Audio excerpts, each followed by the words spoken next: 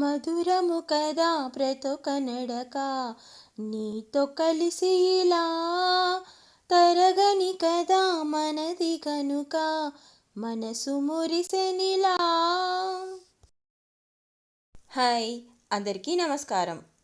Last week పుస్తకాలు చదువుతున్నాను అని చెప్పాను కదా. జస్ట్ ఫర్ ఏ చేంజ్ ఈ వారం డ్రాయింగ్ చేయాలి అనిపించింది.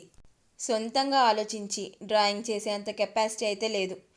ఏదైనా బొమ్మల్ని చూసి చిన్నగా కాపీ డ్రాయింగ్ అయితే చేయగలను. కాస్త స్ట్రెస్ బస్టర్లా ఉంటుందని కూడా ఈసారి డ్రాయింగ్ చేయాలనిపించింది.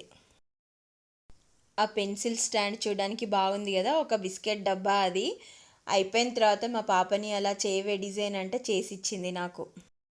సడన్గా డ్రాయింగ్ మీదకి ఇలా ఇంట్రెస్ట్ రావడానికి ఒక కారణం కూడా ఉంది.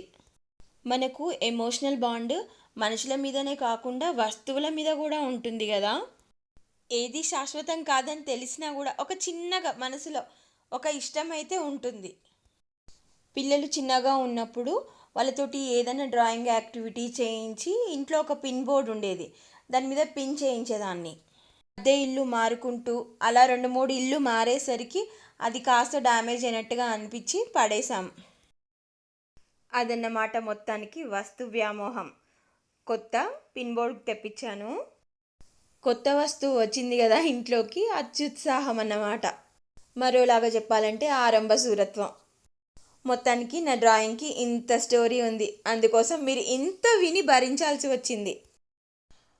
ఆ పిన్ బోర్డు బోసిగా ఉండొద్దని మా పాపకి ద ప్రాస్ ఫ్యామిలీ అని చెప్పి ఏదైనా డ్రాయింగ్ చేసి పెట్టమంటే మొన్న పెట్టింది, మీరు చూసారు ఒక వీడియోలో. ఈరోజు నేను చేశాను.